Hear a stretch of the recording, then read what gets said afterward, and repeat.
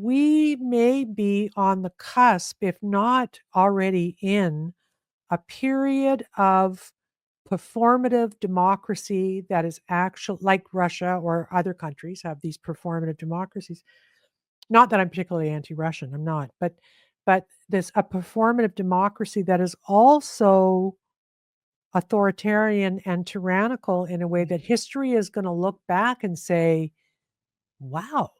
Hello, hello. Thank you for joining us on the Collapse Life podcast. I'm your host, Zahra Sethna. Before we jump into things, please do me a favor and hit the subscribe button now. Most Americans likely don't realize that 3 of the nations in the Five Eyes Alliance are about to embark on elections. Britain has local elections, Australia is having its federal election very soon, and just north of our border, our neighbor Canada is a week or so away from its federal election. Those paying attention know there was no love lost for former Prime Minister Justin Trudeau. His decision to prorogue Parliament, step down after a growing revolt in his Liberal Party, and then effectively hand the reins to a man named Mark Carney has potential impacts on the growing schism between Canada and the US, especially if Mark Carney wins the election. So, here to talk about this and so much more of what's happening in Canada is independent and longtime investigative journalist Trish Wood.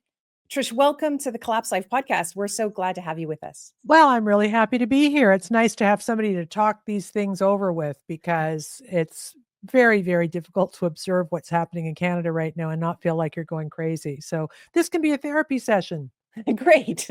Perfect. And I think we have a lot of viewers on both sides of the border. But for those who are American and haven't been following the machinations going on in Canada, can you just help them understand a little bit about how Mark Carney became the unelected prime minister? Yeah. Well, it's very interesting watching him in the debate last night, trying to pretend that he hasn't been advising Prime Minister Trudeau, who's totally trashed the country, and everybody knows it. It's just it's some kind of miracle of modern science that he's trying to walk away from this and kind of getting away with it too. It's really a terrible commentary on our legacy media who are letting him do it. But essentially, what happened is the Prime Minister Trudeau, who was underwater with the country popularity wise not too long ago, was kept in power by this weird quirk of our parliamentary system, which allowed for the New Democratic Party to do this kind of coalition government, kept him in power against really the will of democracy. But look, I now think the parliamentary system is maybe one of the worst systems in the world, watching this play out. And people are starting to talk about it now. So he was kept in power. And then as his popularity began to sink and the Liberal Party, which was his party, began to realize they were in trouble, he resigned. And Mark Carney won the leadership of the party based on a Liberal Party vote about who they wanted the new leader to be. Nary an outside citizen voted for this guy, but he is now our prime minister until the outcome of the election, which will be pretty soon. It sounds undemocratic, and the worst part of it is that Carney is a guy who kind of represents, he is Mr. Davos. I mean, Trudeau was Davosian, if we can put it that way, but Carney is the epitome of it. I mean, he couldn't be more globalist and less populist and less representative of what is going on in this country than if you designed like a WEF action toy. That would be Mark Carney, right? Right. Mark Carney's like the lead actor and Justin Trudeau was a supporting character. Totally. But yeah, so what's remarkable is he never held public office. He didn't have a seat in parliament. No. He came in, the party chose him as leader. He became the prime minister all of a sudden. And it looked for a short time like that was not going to last very long. And Canada's had a couple of instances of very short-lived prime ministerships, but it looked like he might be setting a record because Justin Trudeau was so unpopular and the leader of the Conservative Party, Pierre Poilievre, was actually kind of gaining some ground Yeah. in presenting an alternative to 25 points ahead Right. initially. And Yeah. then all of a sudden, he's kind of gone away, and Mark Carney looks like he's stepping into this leadership role. And I think it seems like Trump's tariff war had something to do with that shift. What would you say happened there? Well, I could throttle Donald Trump for that. I mean, I there are lots of things Trump does that I quite like, but if Carney wins, and it looks like he might, it will be because of this. And so here's what happened. Canada is one of the most propagandized countries in the West, if not the most. I think it probably is the most propagandized.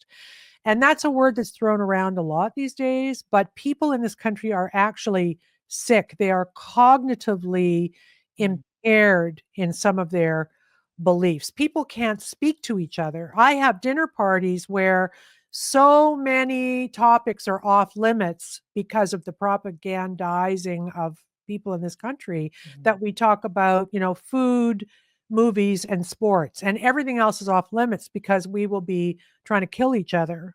And I'm only kind of half exaggerating. People Yeah. are violently reacting to information, right? So hold that thought and understand that when Trump did his 51st state thing and then threatened the tariffs thing, the liberals did a really smart, or at least clever, if not wholly dishonest thing, is that they weaponized that. So instead of voters in this country looking at the record of the liberals, which is terrible, our economy is absolutely shattered. I think we're number 35 in GDP growth. Everybody's going broke. There's literally lineups at food banks here. I mean, it's unbelievable. And our dollar is worth nothing, right? So that should be enough that no matter who the liberals put in place to replace Trudeau, and even if they picked a guy who was helping Trudeau, that should end them, but it didn't. And it didn't because they weaponized the Trump derangement syndrome in this country. And we went from people who were thinking pretty clearly about, no, we don't want any more of these liberal policies, some of whom were dreamed up by Mark Carney, to let's try something new to save the economy, to elbows up. We're fighting awful Trump, and everybody thinking that because Mark Carney was a banker, he's going to save the country from Trump. And even in the debates, we've had 2 debates in the last week, a French and an English, both kind of administered to some degree by the Canadian Broadcasting Corporation, which is utterly captured by Liberal Party money. That's who's been supporting them, right?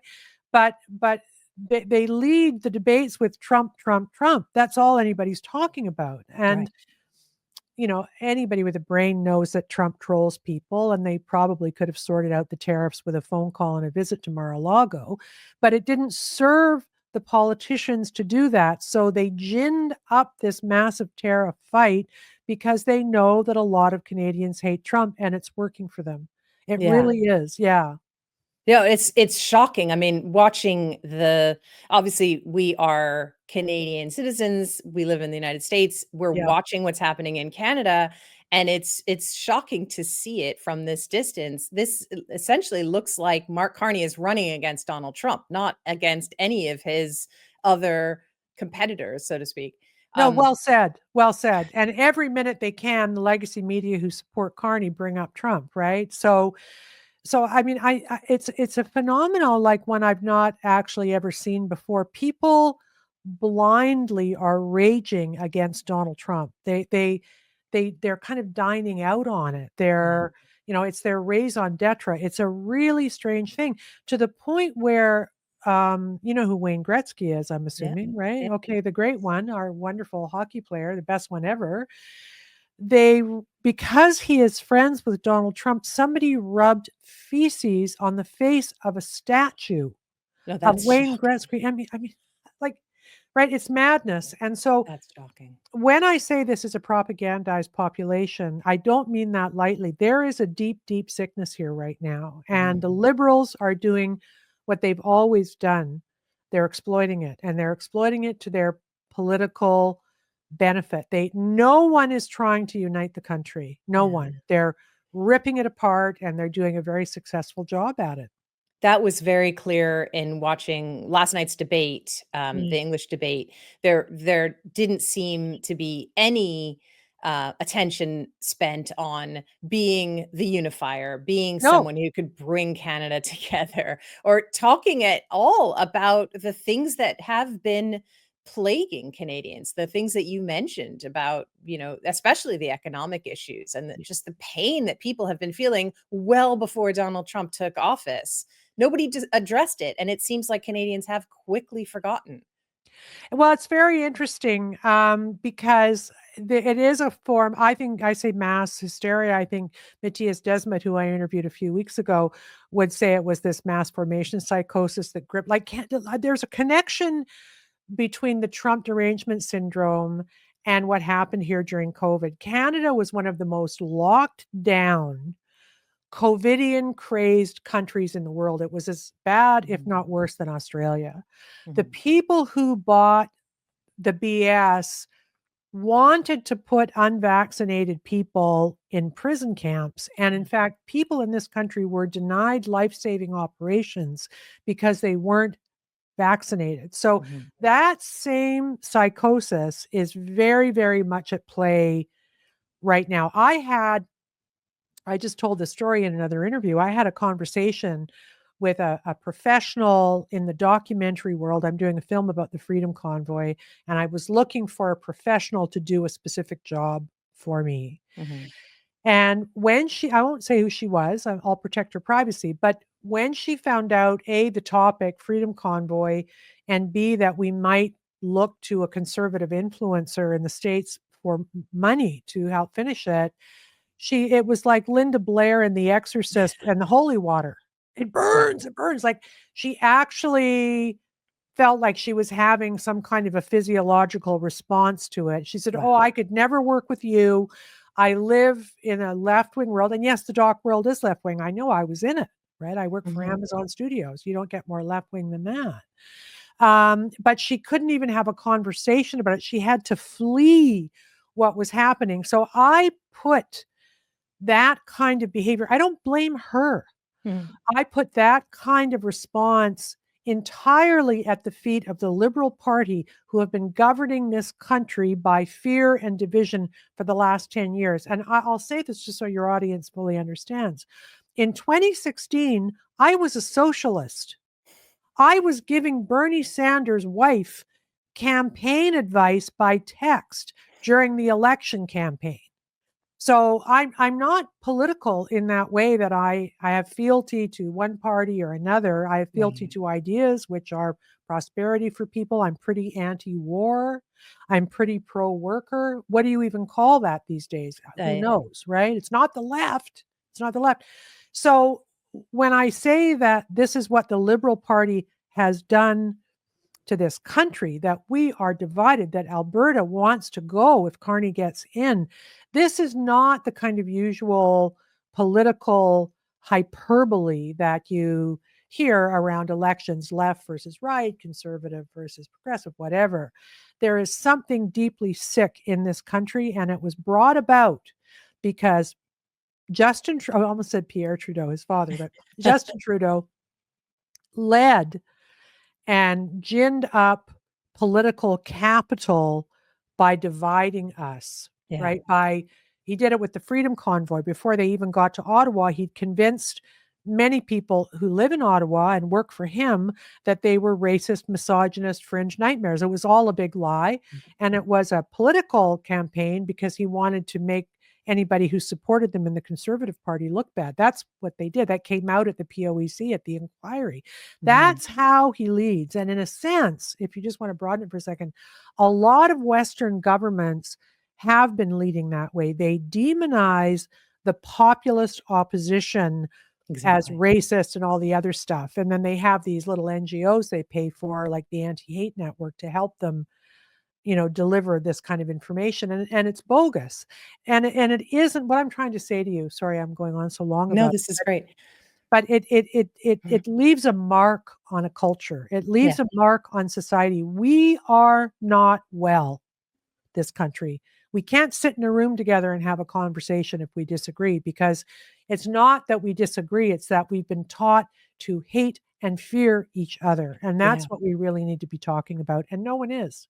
Absolutely. The fear piece of it is almost more important than the hate. I mean, the hate piece is just so sad because Yeah. this is Canada. These are I know. the people that have been known around the world as the nicest people.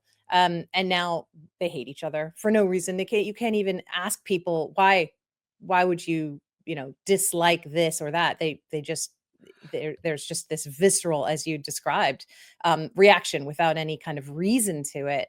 Um, it's so interesting because, as you said, Canada was one of the most locked down countries during COVID, Yep. and yet it was the birthplace of this homegrown populist movement that set the world on fire. The Freedom Convoy was amazing, and the fact that it grew up out of Canada was we were very proud to see Yeah. that was happening. Of Yeah. course, it was crushed to dust in a way that was very sad and shocking to see. Yeah. And it feels now like, because of Donald Trump and the Trump derangement syndrome, he also led a populist movement in the United States, which most Canadians look at and think that we would never want to see that happen. It feels Yeah. like it almost feels purposeful, don't you think, with the timing of the tariff war being perfectly timed with Trudeau's exit and Carney's entrance? It almost feels like this isn't accidental, and that there will be no dissent, there will be no pushback or populist uprising at all in the next week that we have for this election. Yeah, well, that's what I look at. I've been sitting in the courtroom for the trial of Chris Barber and Tamara Leach, two of the most decent human beings I've ever met, no criminal record. The judge, even as she was passing her verdict down on them, had to remark on multiple occasions in her verdict of finding them guilty of mischief, which sounds like nothing, but actually can carry jail time. And the Crown is asking for jail time, 2 years each. She remarked that Tamara Leach in particular, but also Chris Barber, spent a lot of time saying, be peaceful, respect the police. Yeah. We don't do those, don't say mean things. And like she's on video saying these over and over and over again. So, how they have become a symbol in this country for those people, the COVID people, the Trump hating people, same cohort, same crowd. The Freedom Convoy is a symbol of fear. They fear them, right? And now the Crown, on behalf of someone, I don't know who is giving them orders, wants to jail these two. And even though the whole raison d'etre around them was peaceful, they were. I'm not exaggerating. I've been living this case, well, really since it happened. I was one of the first people to interview Tamara and Chris before they got to Ottawa. I had them on my show. Wow. I was doing Coffee with the Convoy, right? These little live hits with them, but now I've been doing the film for a year and a half, deep investigative work. I've read the documents and seen the evidence, et cetera. It said they did nothing wrong, really. They may qualify maybe technically for mischief because they didn't move the trucks or something quickly enough, although they were getting mixed signals. And we're in the process of moving the trucks when the Emergencies Act that crushed them came down. What's happening is so over the top. The freezing of the bank accounts, the violence toward the protesters in downtown Ottawa. I mean, billy clubs coming down on the heads of men who were not resisting in this. It was like Tiananmen Square. Yeah. And so, what you have, getting back to our point about how divided we are, half the country thinks it's great that that happened. They hate the convoy and they want them in jail. Yeah. And the other half is saying, I don't even know what country I live in anymore. How can this be happening? How can it be happening? So that is, in my view, specifically the result of the messaging Mhm. coming out of the Trudeau government and the people in legacy media who carried water for the government. Most of what was said about the Freedom Convoy, the arson, the alleged violence, the rape, all that stuff, none of it's true. Yeah. And that was discovered under oath at the POEC. None of it happened, but the CBC was reporting it as if it did, right? So their listeners think one reality about this passive movement, and the rest of the country says, why are they being so mean to these people who behave perfectly or nearly Right. perfectly, right? Yeah. But tens of thousands of people supported that convoy as they Yeah. moved across the country. There were people lining the highways. People showed up in Ottawa if they could get there to be part of that movement. There was a growing, active movement that supported that. Where are those people now? You would think that that group of people would look at everything that's happening now and the trial that you just mentioned and say, no, we can't carry on with the Liberal government. These are the same people that supported the thing that we were against. Where are they? What happened? Well, a couple things. I don't think that any of those people are voting for Mark Carney. That's what I Okay. think. I also think, and both Tamara and Chris have said this to me in different ways, as have other people. They froze the bank accounts of people who just gave the convoy $50. Yeah. That list was also doxed.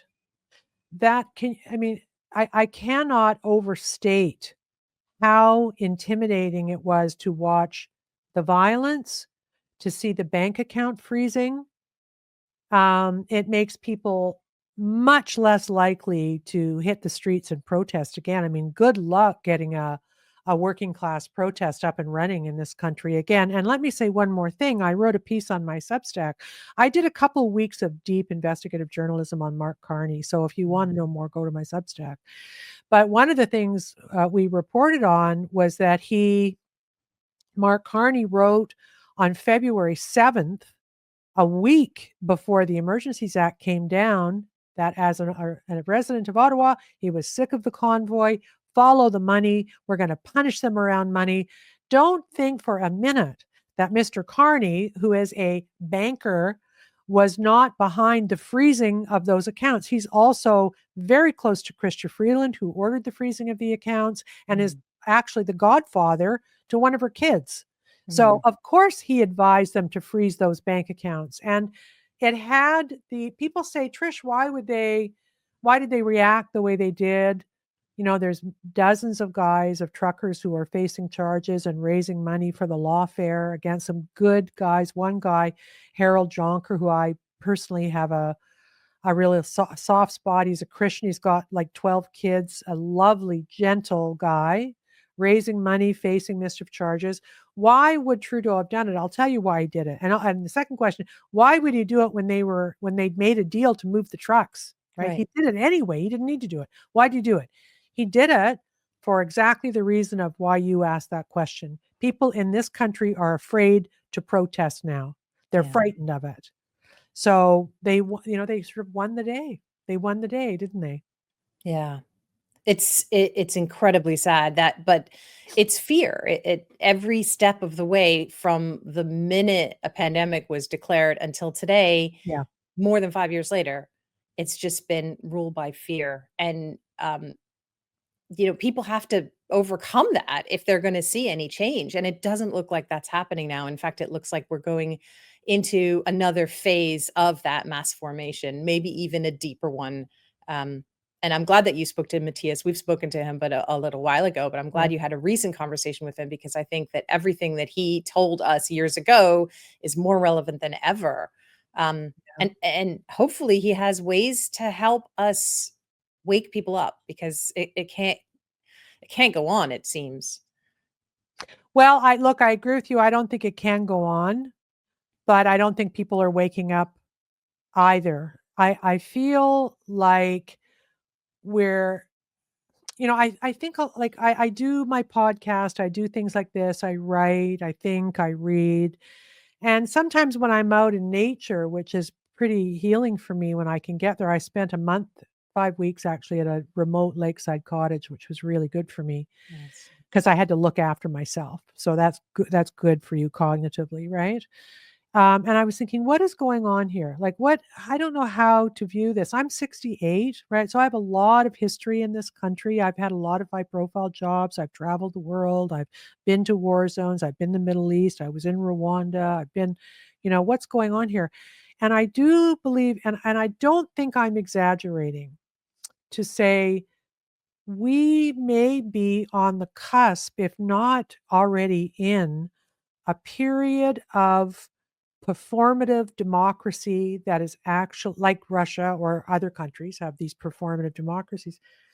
Not that I'm particularly anti-Russian, I'm not, but this a performative democracy that is also authoritarian and tyrannical in a way that history is going to look back and say, wow, Mhm. Canada had a period of almost not quite Maoist, but the propaganda is kind of Maoist, right? So it's kind of like the frog in boiling water, Yeah.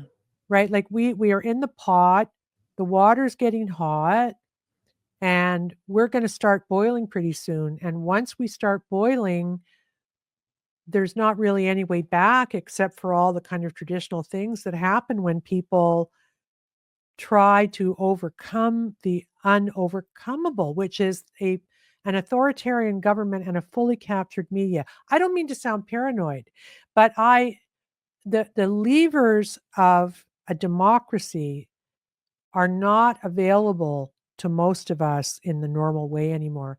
We don't have media. The Mhm. courts are reflecting what the power people, what the elites are thinking, right? The elites do not govern for what the citizenry wants anymore. They don't even pretend to, Yeah. really.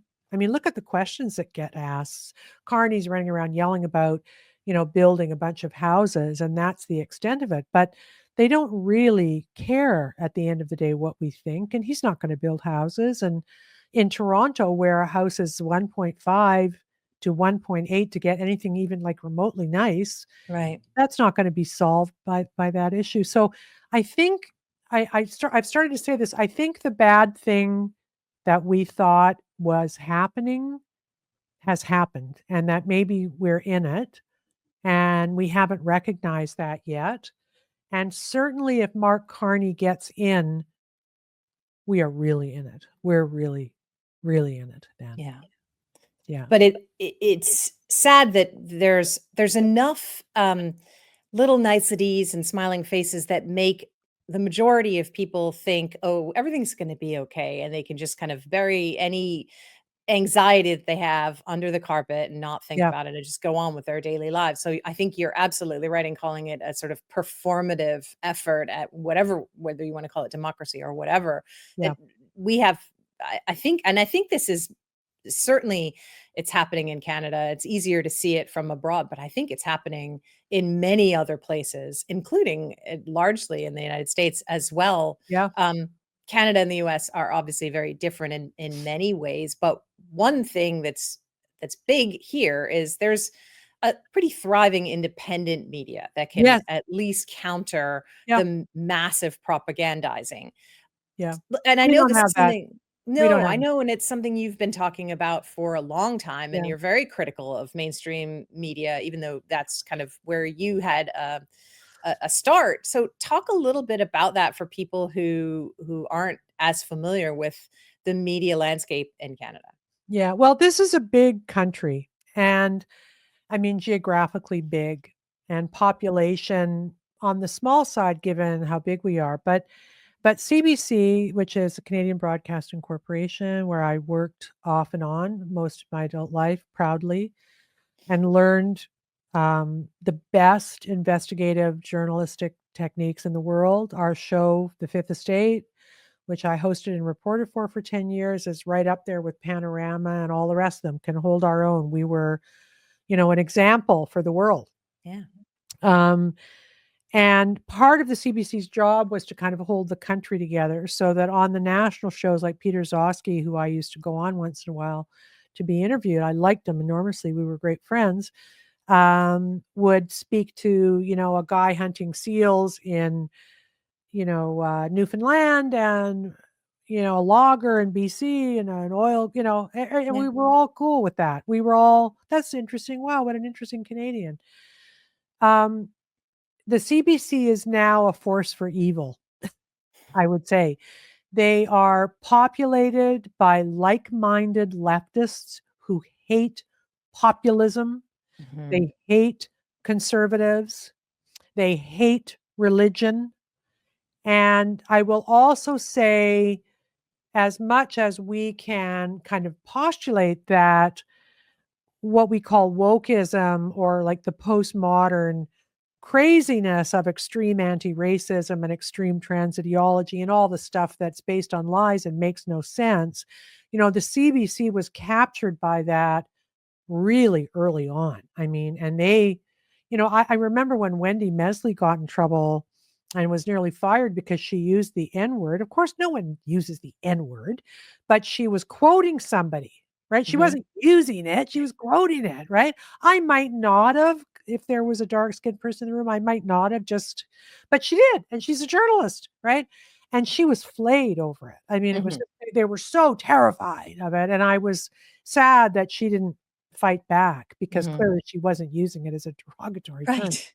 I mean, it's Yeah. ridiculous. But so the CBC is now it is an arm of the state and it's funded. It's always been funded by government, but in my day, we went after everybody.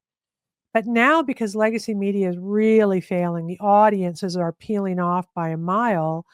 They really rely on government funding, and the people who work there wouldn't have jobs anywhere else. So they are all in to Yeah. drink and force the rest of us to drink the Kool-Aid. They are not reflecting what Canadian people are thinking or need to be talking about. They're just not doing it. They are absurd people. And the woman who was running it with the kind of weird dyed orange hair, who actually lived in Brooklyn, New York, while she was running the CBC.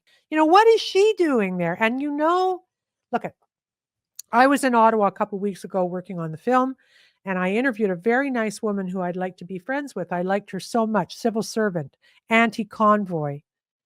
And she said, I walked by these men on the street standing around in groups, and I felt uncomfortable. And I said, Catherine Tate, yes, thank you.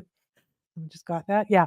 And I felt uncomfortable. And I said, well, you know what? I can feel uncomfortable too, walking by groups of construction workers and stuff. That can be weird, sometimes. And I said to her, you know, do you like how many working class people do you know? And she said, well, none. So I Mm. said, you don't know anybody who does the jobs that these guys in the plaid shirts do? And she said, no, I don't. And Mhm. I said, do you think that that affected your view of whether they posed a threat or not? And she was very thoughtful and she said, you know what? Maybe it did. Maybe I'm wrong.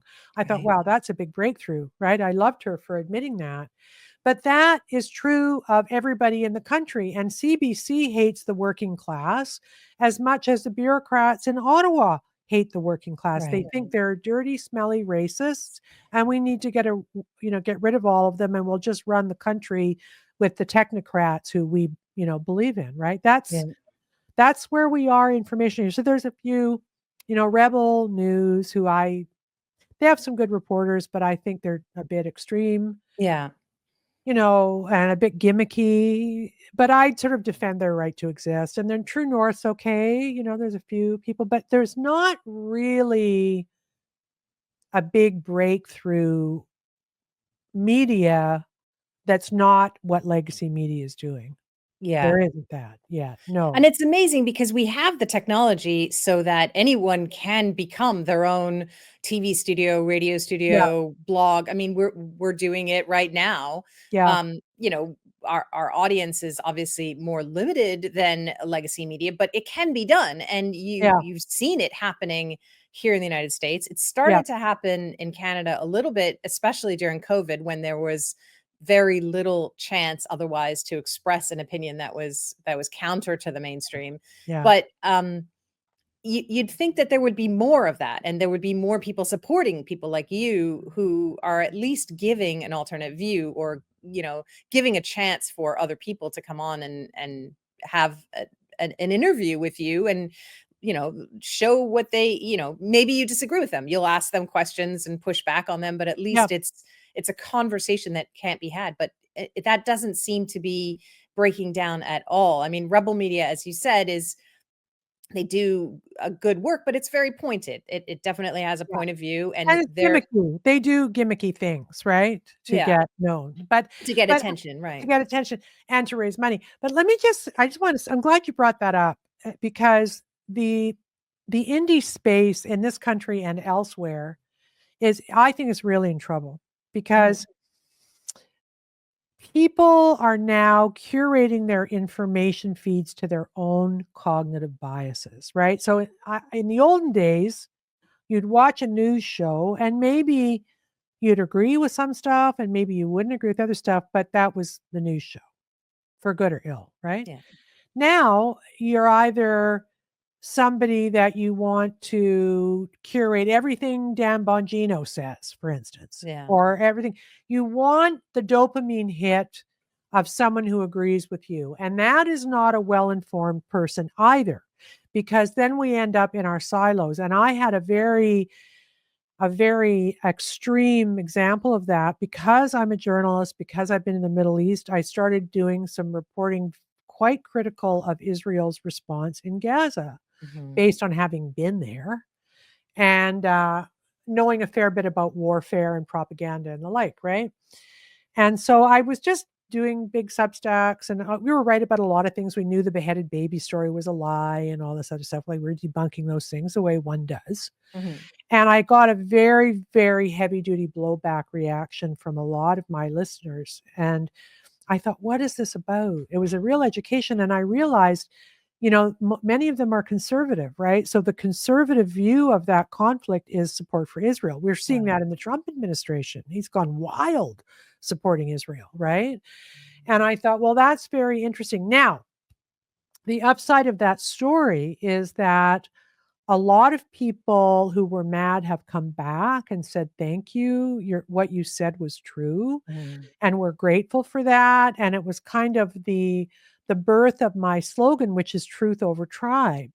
I don't program the show because I know you're conservative and you expect me to feed you information because I'm guessing you're thinking a certain way. I actually am an investigative journalist, and I make feminists really mad, and I make lefties mad, and I make conservatives mad. Like, I just do what critically thinking I think is the right thing to do. And actually, I'm proud of it, because we've been right about everything. We were right about COVID. We're right about Ukraine. We're right about Israel, Gaza. We're right about the trans stuff. We've been right about everything. And sometimes maybe too early.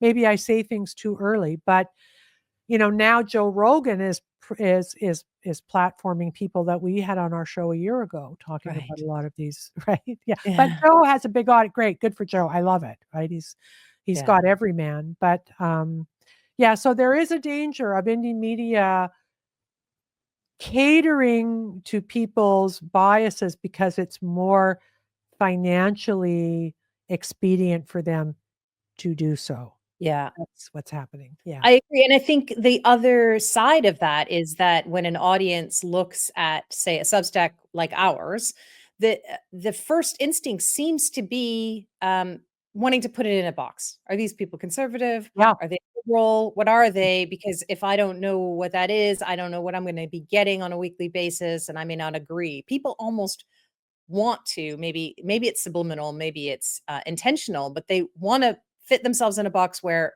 everything that they're going to hear is something that they agree with. And if they see something that smacks of something that they don't agree with, they immediately unsubscribe. And that is, I think, a very sad reality that we live in now. We cannot have conversations with people that don't hold the exact same views as us. We can't function in society unless everything just feels right. I mean, it's a very sad state of affairs, unfortunately. Well, I feel like, just circling back to Trudeau and our leaders, I feel like they've kind of developed this in us. Yeah. This is a Yeah. relatively new phenomenon where, my mother was a socialist and my dad was a pretty conservative guy, and they voted for different people.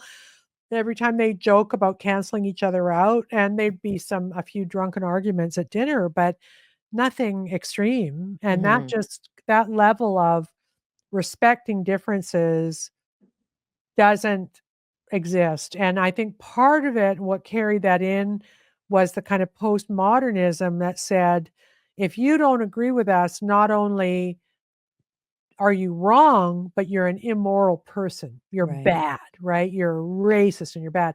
And so that frames a lot of our interactions with people. I would say more on the left than the right. I like the woman that was mad at me for not being lefty enough for her to deal with our documentary.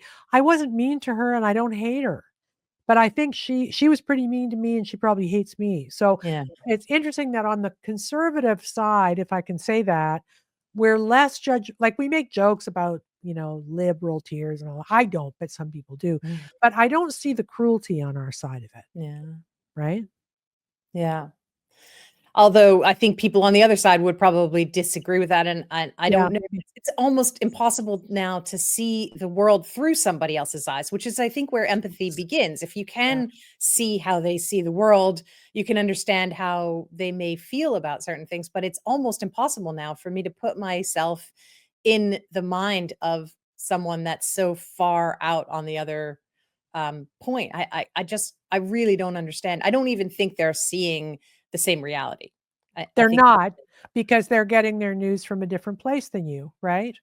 And for me, the bottom line always was, especially around COVID, that there was a level of cruelty around the decisions they were making that I never understood, and yeah. that I have still not processed, and that I probably have a bit of PTSD from. Like, Mhm. I for to me, for a doctor to insist that someone say goodbye to a loved one on a fucking iPad, I mean, Yeah, what? Like, that's crazy torture town.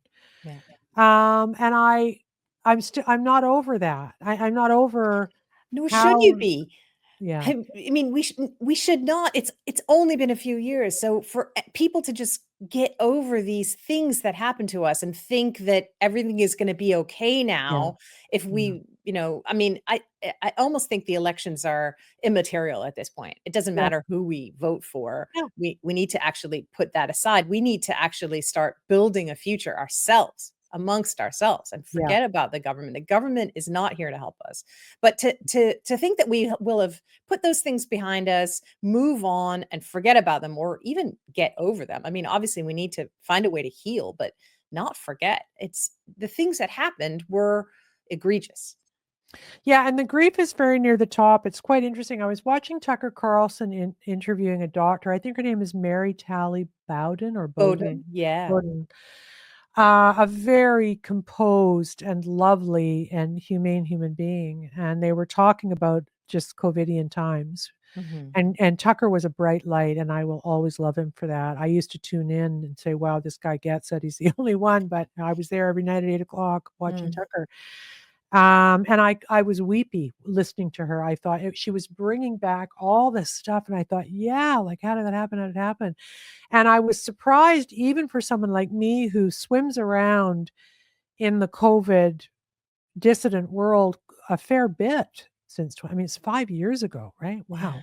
Wow. And I was surprised how close to the surface grief was, and how grateful I was to both she and Tucker for being who they were in that moment, Yeah.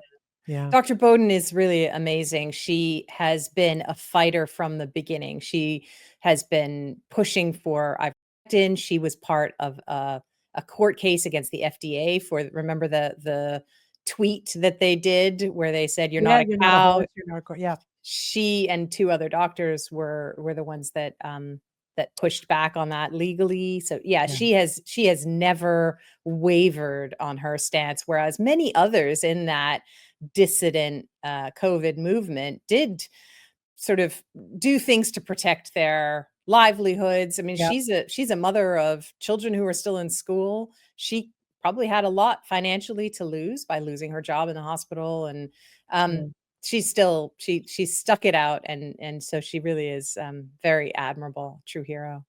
But you know what's interesting about it too is that when, like, I talk about it, I give talks, I go places, I did a show with Naomi Wolf, we do these things.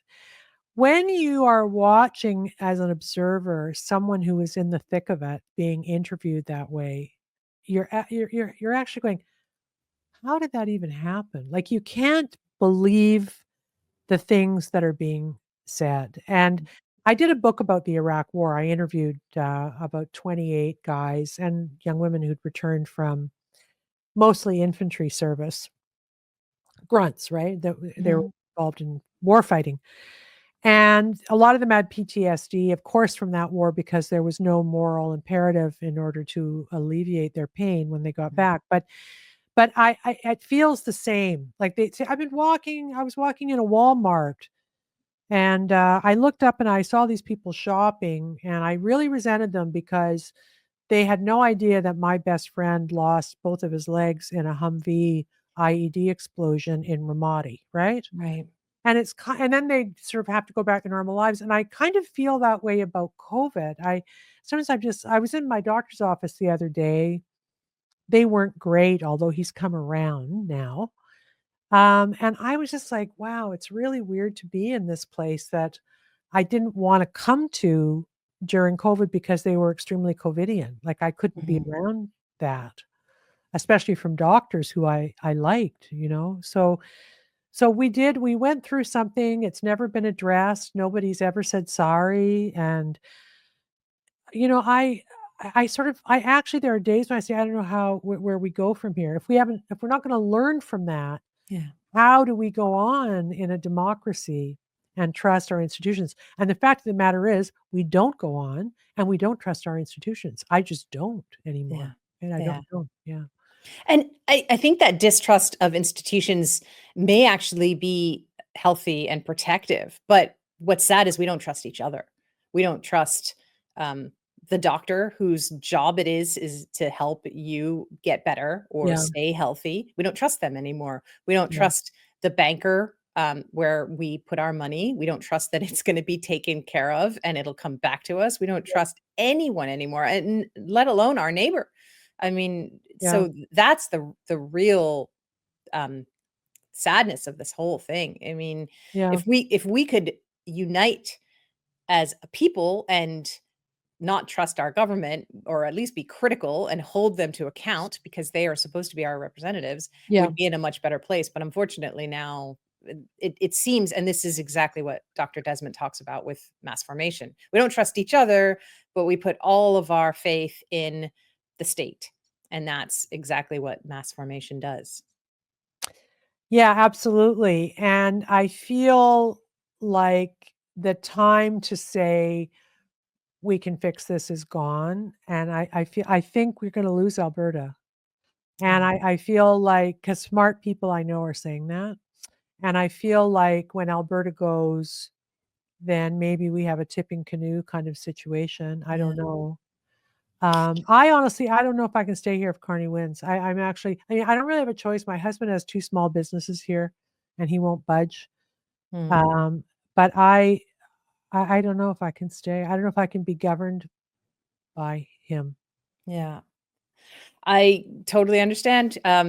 My husband and I left Canada in the midst of COVID for all the reasons you just described. I mean, that unvaccinated people would not be given healthcare, that things could get worse and and that the majority of Canadians agreed.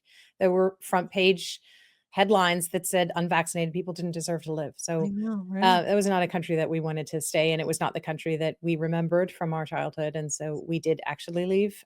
We were lucky enough to be able to leave. We recognize that that's a blessing, but you know, um, it's sad, but it's happening everywhere, and Yeah. I think you're right in saying that the moment of we can fix this or change this may have passed, but we still go on. We still Yeah. move forward as people. Yeah. So, as we come to a close, what would you say people can do to kind of prepare mentally, politically, even spiritually for whatever happens after this? Well, it's Good Friday, so, I mean, I kind of feel like I'm fresh out of answers. I mean, I do obviously, I'm a recovering alcoholic and I am sober by the grace of God. No question. Amen. And all alcoholics who are sober believe that. Most do. We believe in a higher power, so I believe that's true. There's a guy named Terence McSweeney who was an Irish activist in about like 1908 or something. And he has a great quote, and he says, "It's not those who can inflict the most pain, but those who can endure the most pain who win." Mm. And that was about the IRA, right? That's what Bobby Sands said as he was starving himself to death. Meh. But I think we're at that part of it. I think we have to. I think there's a struggle. I think we have to recognize it's a struggle. It's partly an information struggle. I feel that I did do 5 weeks at a lake house, and that was alone too, which was quite interesting. My husband Mhm. came and went, but I was mostly alone with my dog. And that was very restorative. Like nature does kind of cut through the bullshit for us. Mhm. So I highly recommend that. I'm Christian, so I I do believe that there's some salvation there.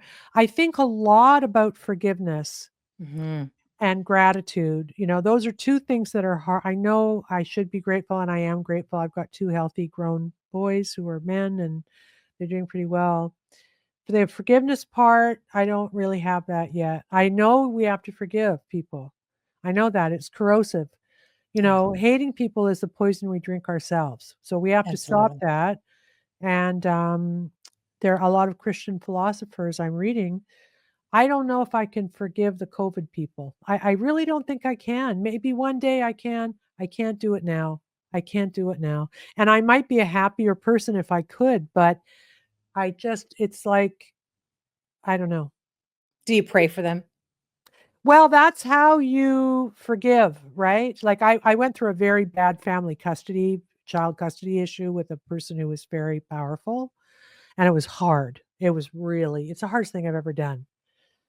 And I read a book by a famous Catholic thinker and about forgiving people. And he said, you got to pray for them every day. And I'm like, oh no, I can't. How do I pray for this guy? You got to pray for your enemy. You got to do it. And eventually it does lift. It lifts, it lifts, it lifts. It does. But I'm Yeah. not doing that yet. I feel somehow that doing that right now is surrender, which is really toxic thinking. But I feel that my defiance has kind of kept me going, and I don't wanna let my defiance go because it's Right. working for me right now, and when I let it go, what's gonna happen? I don't know, I might collapse, so No. yeah. I mean, I think you've wrapped that up really well. Forgiveness is so important. It's also so important for us to remember that justice is not for us to serve.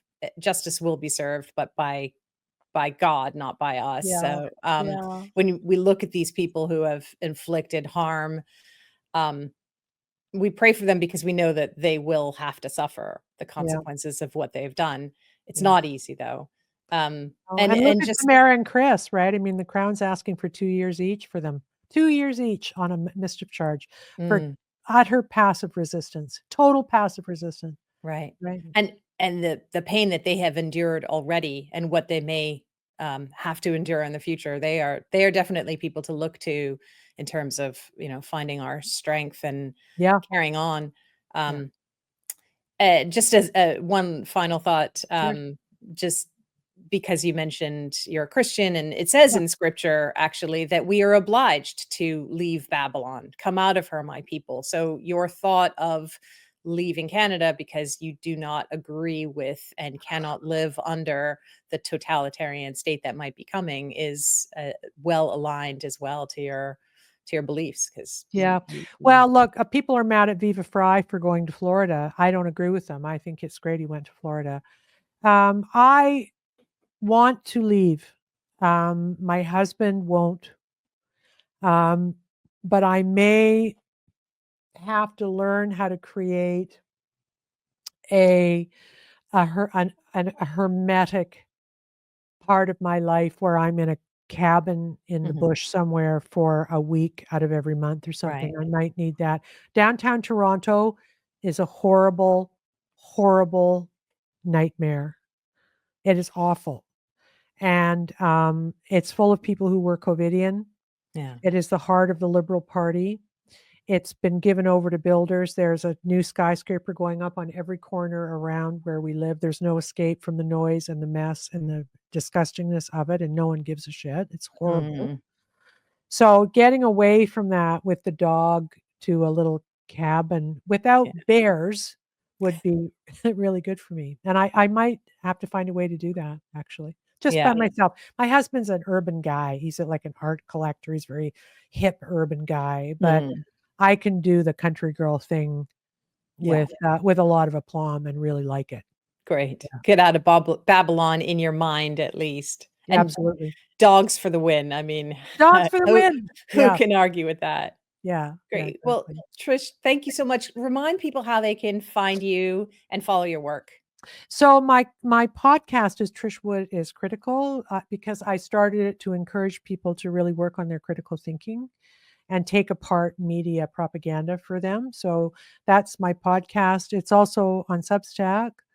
And I write a lot on Substack too. So you can find me. Just put Trish Wood and the word critical, and a whole bunch of stuff will come up. We're not doing video. We're going to go back to video soon, but yeah. Fantastic. Well, thank you so much for spending this time with us. We really appreciate it. Happy to. Thank you. It was so fun. Thank you.